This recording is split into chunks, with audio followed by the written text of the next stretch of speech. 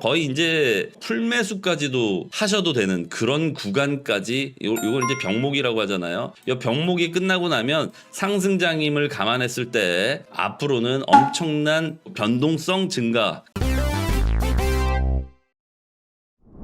네, 안녕하십니까 형님들, 반갑습니다. 우리 홍콩에서도 현물 ETF가 곧 승인이 날 것으로 그렇게 추정이 되고 있습니다. 그렇다면 앞으로 북미와 유럽의 금융중심지 뉴욕 월가로부터 우리 금융권에 또 제도권에 문이 활짝 열렸습니다. 바로 주식시장에서 어마어마한 자금들이 현물 ETF를 통해서 특히나 블랙락과 피델리티 이 현물 ETF 상품을 중심으로 아크인베스트도 살짝 손가락은 얹고 있지만은 약한 상태. 이 점은 익히 알고 계실 거라 생각을 하고요. 다만 최근 보여지고 있는 특히나 오늘부터 좀 도드라지는 위안화의 움직임이 있었습니다. 그건 바로 홍콩 ETF 상품 또한 승인 이후 비상을 하게 될 것이다 라는 생각이 좀 들어요. 제가 늘 주장하는 현재의 시세는 차트 혼자 결정하는 것이 아니라 차트 더하기 시황이다, 즉 뉴스다, 이렇게 말씀을 드렸습니다. 자, 차트상의 분석은 이미 끝났어요.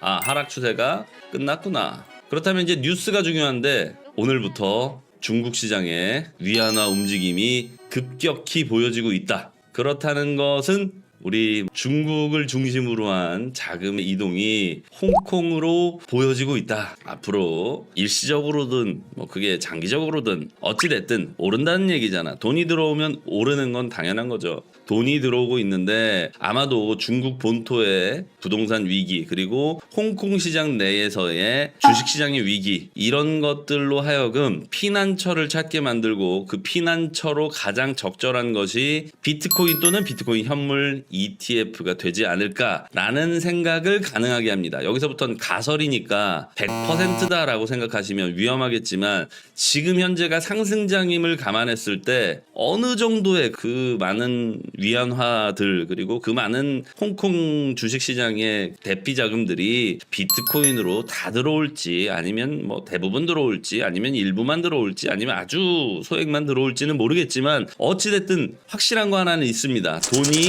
들어올 것이라는 거. 우리 이거는 뉴욕 월가에서 주식시장에서 현물 ETF 즉 비트코인으로 향한 자금 이동을 여러분들께서 이미 겪어보셨다면 앞으로 위안화에서 비트코인으로, 그게 이제 현물 ETF 상품을 통한 간접 투자가 될지 아니면 비트코인을 직접 매수하는 직접 투자가 될지는 모르겠어요. 하지만 여태까지 비트코인을 거래소에서 단 한 번도 거래해보지 못한 자금이라면 아마도 비트코인 현물 ETF라는 관물을 통해서 간접 투자로 먼저 시작되게 될 확률이 높다. 어려운 얘기 빼고요. 중요한 건 중국 돈 때문에 오른다, 이렇게 생각하시면 됩니다. 자, 중국 돈이 얼마가 될지, 들어오는 돈이 얼마가 될지는 모르겠어요. 아직 실체적으로 보여진 게 없기 때문에 제가 그 근거를 제시해 드릴 수는 없지만 그 근거가 조금 더 명확하게 보여진다면 제가 근거를 추후에라도 제시해 드리겠죠. 다만 오늘까지는 가설일 뿐입니다. 그러나 모든 진실을 파헤쳐가는 과정 속에서는 항상 가설을 먼저 세우고 차근차근 접근해야 된다는 거. 물론 이 가설이라고 해서 단순 내피셜이 아니라 월가의 그동안의 움직임이었다던가 아니면 위안화의 움직임이었다던가 이런 것들을 종합적으로 판단해 봤을 때 우리가 얻을 수 있는 사실은 딱 하나예요. 아, 중국 돈이 피난처를 찾고 있구나. 이유는 중국의 부동산 약세 그리고 홍콩의 주식 약세 이런 것들이 합쳐져서 그 많은 돈들 중에서 일부는 아마도 비트코인 또는 비트코인 현물 ETF 상품을 통한 직간접 투자가 보여질 것이다.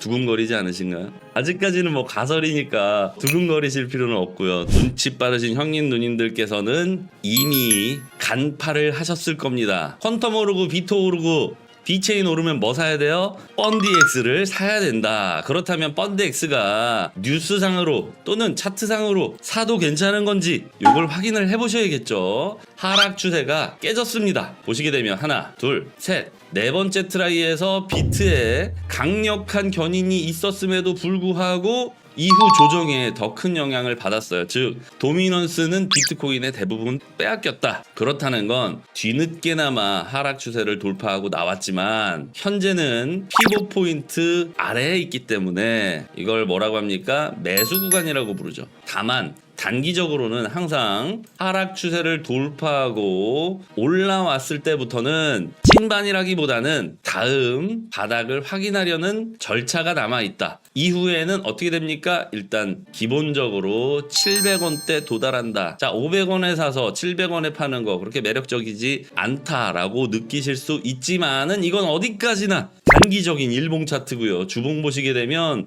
야, 엄청나게 높았던 하락장에서의 변동성이 현재는 약세장의 끝에 있는 듯, 한마디로 변동성이 바닥에 닿았다. 거의 이제 풀매수까지도 하셔도 되는 그런 구간까지, 이걸 이제 병목이라고 하잖아요. 이 병목이 끝나고 나면 상승장임을 감안했을 때 앞으로는 엄청난 변동성 증가 그리고 일부 유동성의 증가로 인해서 상승을 향해 갈 것이다. 즉 확산 구간, 수렴 구간, 다음에는 뭐예요? 당연하게 확산 구간이겠죠. 따라서 펀디엑스 500원대 매수 추천드립니다. 주봉상으로 일봉상으로 굉장히 괜찮아요. 그러나 아직 찐반은 아니다라고 말씀을 드린 이유가 바로 이 직전 고점을 넘어선 상승 이후에 피봇 포인트를 아직 터치하지 못했기 때문입니다. 따라서 피봇 포인트 터치 후 어느 정도의 조정을 끝내고 나면 거기서부터는 찐반이 나올 것이다.